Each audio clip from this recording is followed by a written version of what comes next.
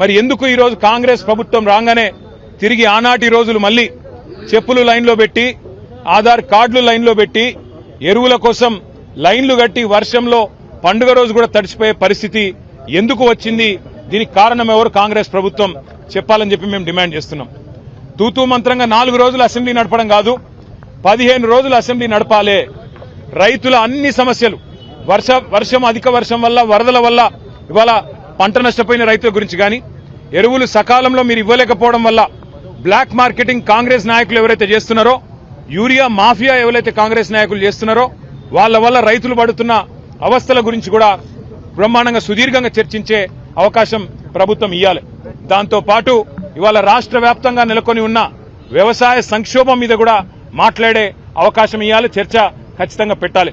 అట్లాగే fee reimbursement కూడా కాక పిల్లలు ఆగమైతా ఉన్నారు, వారి గురించి కూడా చర్చ జరగాల్సిన అవసరం ఉంది. రాష్ట్రంలో వర్షాల వల్ల చాలా చోట్ల అకాల వ్యాధులు, సీజనల్ వ్యాధులు వచ్చి ప్రజలు అవస్థలు పడతా ఉన్నారు. దాని గురించి కూడా సుదీర్ఘంగా చర్చ జరగాల్సిన అవసరం కూడా ఉంది. కేవలం ఒకటో రెండో మీకు అనుకూలంగా ఉండే అంశాలు మాట్లాడుకొని దానిలో మైకు మీద కట్టు కాదు కాబట్టి, మాకు మైక్ ఇయ్యరు కాబట్టి మమ్మల్ని ఇష్టం వచ్చినట్టుగా దూషించి పైశాచికానందం పొందుతామంటే దానికోసం కాదు అసెంబ్లీ సమావేశాలు. అసెంబ్లీ సమావేశాలు ప్రజల సమస్యలు చర్చించడానికి, ప్రజల సమస్యలను ప్రభుత్వ దృష్టికి ప్రతిపక్షం తీసుకురావడానికే పెడతారు. కాబట్టి అన్ని అంశాలు సాకల్యంగా చర్చించాలి అంటే 15 రోజుల పాటు ఖచ్చితంగా చర్చ జరగాలి. అర్థవంతమైన చర్చ జరగడానికి బీఆర్ఎస్ ఎప్పుడు కూడా ముందుంటది.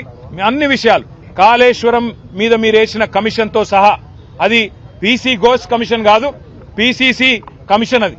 కాబట్టి ఆ పీసీసీ కమిషన్ రిపోర్ట్తో సహా, తప్పుల తడక లాంటి ఆ నివేదికతో సహా అన్నిటి విషయంలో కూడా మా పార్టీ పూర్తి స్థాయిలో మా వైఖరిని కుండబద్దలు కొట్టినట్టు చెప్తాం. కానీ ముఖ్యం, ఇవాళ మనం